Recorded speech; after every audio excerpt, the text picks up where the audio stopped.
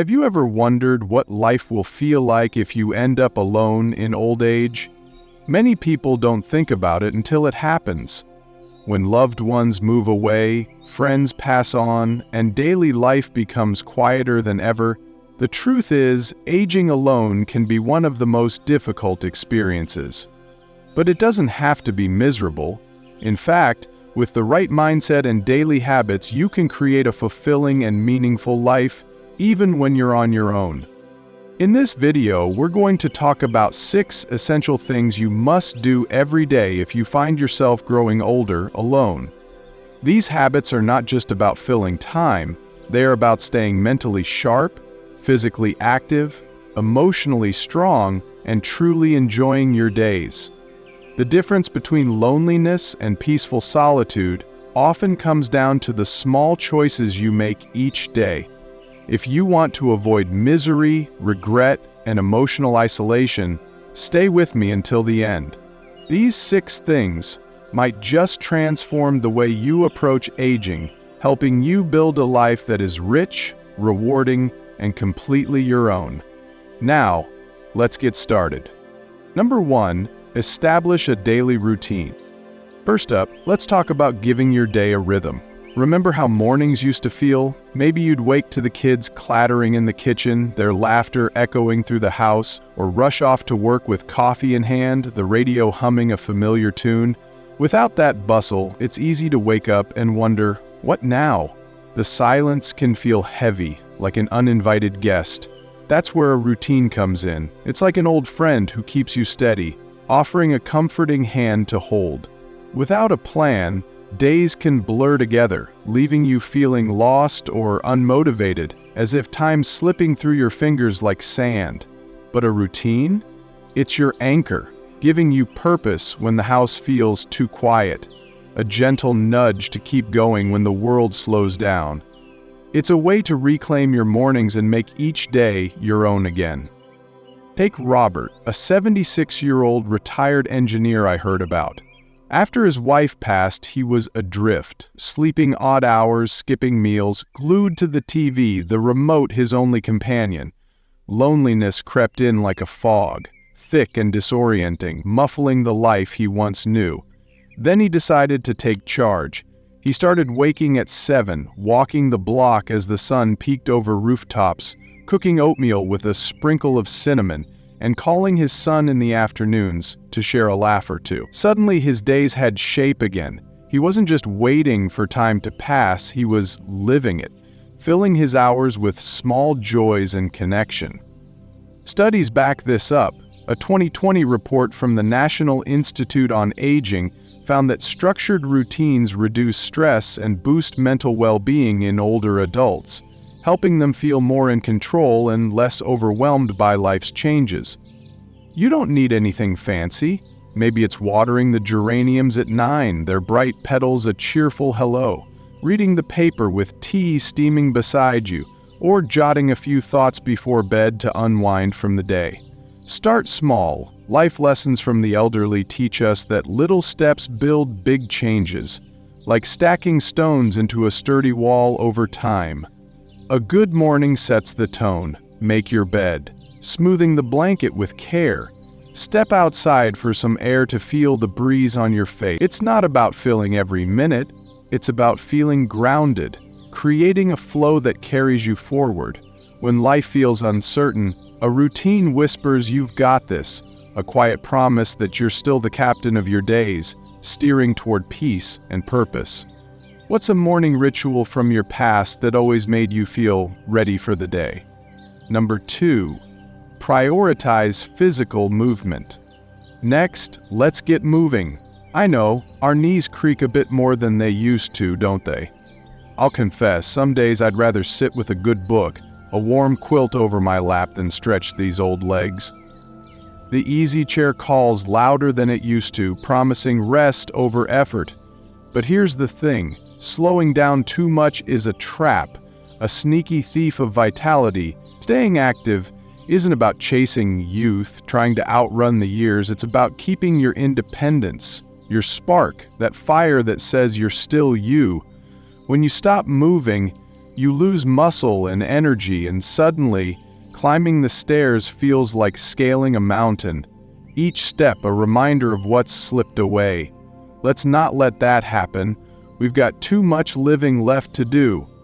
Think of Eleanor, a 78-year-old librarian I met through a friend's story. After retiring, she settled into her armchair too long, the cushions molding to her like an old habit. Bending to grab a dropped spoon got hard, her joints groaning in protest, and she sighed, "I'm just old," as if age had won. Then she joined a walking group, nothing big, just a stroll with folks her age, chatting about gardens and grandkids under the morning sky. She added morning stretches too, reaching gently toward the ceiling. Within weeks, she felt lighter, slept better, even stood straighter, her reflection in the mirror showing a renewed glow. The CDC says older adults who move daily cut their risk of falls by 30%. That's real freedom, the kind that lets you keep tending your roses or hugging your loved ones without worry. You don't need a gym, a walk around the yard watching squirrels dart up the oak, some chair stretches while the kettle boils, or dusting the shelves keeps the blood flowing. Even if you're limited, try standing and sitting a few times. It adds up like pennies in a jar, building to something worthwhile. Movement's a gift to your brain too. Research shows it fights dementia, keeping your memories sharp for the stories you'll tell. Life lessons from the elderly remind us, keep going, even slowly, like a steady river carving its path, and you'll feel stronger every day. You're not just moving, you're holding on to the life you love, step by gentle step. If you're still here with me, type 2 in the comments to let me know you're finding this information helpful. Number 3, stay socially engaged. Now let's chat about connection. Aging alone can mean fewer voices in your life. Friends move to sunnier places, family gets busy with their own bustling worlds. It's tempting to pull back, isn't it? To close the curtains and let the quiet settle in like dust. But isolation's sneaky, it creeps up, whispering, "You're better off alone, and it's as bad for us as smoking," says a 2018 AARP study, raising risks for heart trouble and depression that weigh heavy on the spirit. You don't have to let it win. Staying connected is a choice, a soft rebellion against the silence. And even small moments matter, tiny threads that weave a safety net of belonging. Take Frank, an 80-year-old widower I heard about. After losing his wife, he'd watch TV all day, the glow of the screen his only company, feeling like a burden to his kids who were juggling jobs and little ones. Then he picked up the phone, called an old buddy to reminisce about fishing trips, joined a senior club where they swapped stories over coffee, even played chess online with a stranger who became a friend. Soon he was laughing again, feeling alive, his voice echoing through the house once more. That's the magic of reaching out, a spark that lights up the dark corners. A 2021 study found socially active seniors live longer, connection's a lifeline, a bridge back to the world that keeps your heart beating strong and steady. It doesn't take much. A wave to the neighbor raking leaves, a quick call to hear a grandchild's giggle, a chat at the store about the price of apples. Technology's a blessing too, video calls where you see a familiar smile, or online groups sharing recipes can bring the world to your doorstep, right to your cozy kitchen table. I know it's hard to start, that first step feels like crossing a rickety bridge, but life lessons from the elderly show us, one step opens the door. You're not alone unless you choose to be. Build your little network, it's worth it, a garden of voices to tend, blooming with every hello you dare to offer. Who's someone from your past you'd love to catch up with, and why? Number 4, keep your mind stimulated. Let's talk about your brilliant mind next. Ever notice how we assume forgetting keys means we're done, as if one slip erases a lifetime of wisdom? That's nonsense, don't buy it. Your brain's like a garden, it thrives with care, blooming with every bit of attention you give it.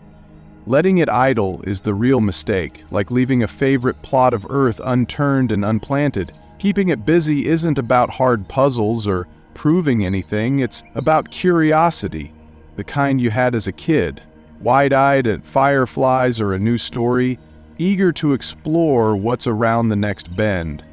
Janet, a 74-year-old retired teacher, felt her sharpness fade after too much TV, the days blending into a haze of reruns and canned laughter. She'd misplaced things, glasses, a grocery list, worry about decline creeping in like an unwelcome shadow. Then she picked up books again, curling up with novels that swept her away, tried crosswords over morning coffee, even learned Spanish online, stumbling through Hola with a grin. Weeks later she was sharper, chattier, alive, her voice bright with new tales to tell. A 2022 Alzheimer's Association report says mental activity cuts dementia risk by 20%. That's power in your hands. A chance to hold tight to the memories and moments that make you, you. Try something new, read a mystery that keeps you guessing, play cards with a deck worn soft from use, write a letter to a friend about that summer picnic years ago. It's not about perfection, it's about waking up those neurons, stirring them like embers into a warm glow. I started Sudoku last year, tough at first, numbers dancing out of reach, but now I'm hooked. It's fun, and it fights boredom too, turning quiet afternoons into little victories. Life lessons from the elderly whisper, challenge yourself, and you'll keep growing. Roots deepening with every try. Your mind's a treasure, tend it, and watch it shine brighter than you ever imagined. If you're still here with me, type 4 in the comments to let me know you're finding this information helpful. Number 5, practice gratitude and reflection. Here's a gentle one, gratitude and reflection. Aging brings losses, friends fade into memory, health slips like sand, old dreams drift out of reach. It's easy to dwell there, isn't it? I've had days where I miss my old energy, those mornings I'd leap out of bed ready to conquer anything. But focusing on what's still good, that's a game changer, a soft light in the dusk. Gratitude doesn't erase pain, it lights up what's left, like a candle flickering bravely against the dark, showing you the beauty that lingers in the corners of your life, waiting to be noticed. George, a 79-year-old firefighter, lost his wife and sank into grief, the silence of their home a heavy cloak he couldn't shake. Then he started writing down 3 things daily: his grandkids' giggles over a silly joke, a warm coffee cupped in weathered hands, the way the oak outside swayed in the breeze. Slowly, his heart lifted, as if those small joys were rungs on a ladder pulling him up. Studies from Harvard in 2021 say gratitude boosts sleep and cuts depression by 25%. It's a balm for the soul, proven by science yet as old as time. It's simple. Think of 3 joys each day: a bird song at dawn, a cozy blanket draped over your knees, a kind word from the mailman that warms you unexpectedly. Reflection pairs with it. Sit quietly, maybe pray or watch the sunset, paint the sky in hues of gold and rose. It calms the soul, like a river smoothing jagged stones. I do this on my porch, breathing deep, feeling centered, the world slowing as crickets hum their evening song. Start small, gratitude's a muscle that grows, strengthened by each thankful thought you cradle. You're never truly alone when you see the good. It's a companion, whispering peace through life's quiet seasons, holding you close when shadows fall. What's a small moment from last week you're thankful for now? Number 6, find a way to help others. One of the fastest ways to combat loneliness and bring meaning into your life is to help someone else. It might seem like an unusual piece of advice. After all, when you're feeling down or isolated, your first instinct might be to focus on yourself. But the truth is, giving to others can be one of the most rewarding ways to find purpose and joy in your own life. Helping others doesn't have to mean big, life-changing gestures. It can be something as simple as checking in on a neighbor, volunteering in your community, mentoring a younger person, or even just offering a kind word to a stranger. The key is to make giving a daily habit, a way to connect with the world and remind yourself that you still have value, wisdom, and kindness to offer. Take Margaret, an 82-year-old former nurse. After retiring, she felt like she had lost her sense of purpose. Her children were grown, her social circle had gotten smaller, and she often spent days without much interaction. But instead of letting loneliness consume her, she decided to start volunteering at a local food bank. At first, it was just a few hours a week, but before long she found herself looking forward to it every day. She made new friends, felt needed, and most importantly, found a new sense of fulfillment. The simple act of giving creates connection. It takes the focus off your own struggles and shifts it toward making a difference, no matter how small. Whether it's offering advice, lending a listening ear, or even just sharing a smile, helping others reminds you that you still matter. Even if you're physically limited, there are still ways to give. Writing letters to old friends, mentoring younger generations online, or simply being a source of encouragement for those around you are all ways to contribute. If you're still here with me, type 6 in the comments to let me know you're finding this information helpful. Final thoughts. Well, dear friends, as we come to the end of our time together today, let's pause and think about these 6 daily habits we've shared. Growing older on your own doesn't have to feel like a lonely road. It's those little choices you make each day, those quiet, thoughtful steps that decide whether you feel all by yourself or truly content.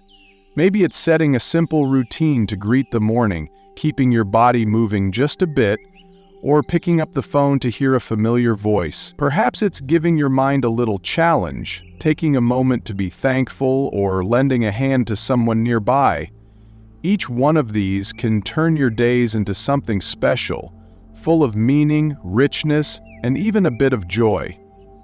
Now, I know life doesn't always go the way we plan. People move on, circumstances shift, and that's just how it is. But here's what I've learned, and maybe you have too. We can't always steer the wind, but we can adjust our sails. You've still got the power to find happiness, to feel connected, to wake up with a sense of purpose, no matter who's around. Stick with these habits, and you'll see that being alone doesn't mean feeling lonely. You've got so much wisdom, so much heart, and so many good days still ahead to cherish. If something we talked about today touched you, ask yourself, what's one small thing I could try tomorrow? You don't need to overhaul everything, just take a tiny step. Maybe it's a morning walk or a note to a friend. That little ripple can brighten your whole outlook, bit by bit. Thank you for spending this time with me. I'm so grateful you're here. I'd love to hear from you down below. Tell me one thing that stood out today and how you might weave it into your life. Your words mean the world to us. They keep us going and bring us closer together. If you liked our chat today, give it a thumbs up, maybe pass it along to a friend, and join us again by subscribing. It helps us keep sharing these ideas to lift each other up. Thanks for being here, friends. I can't wait to see you next time. Let me leave you with an old saying my mama used to tell me, "A single joy scatters 100 sorrows." Hold on to that and let it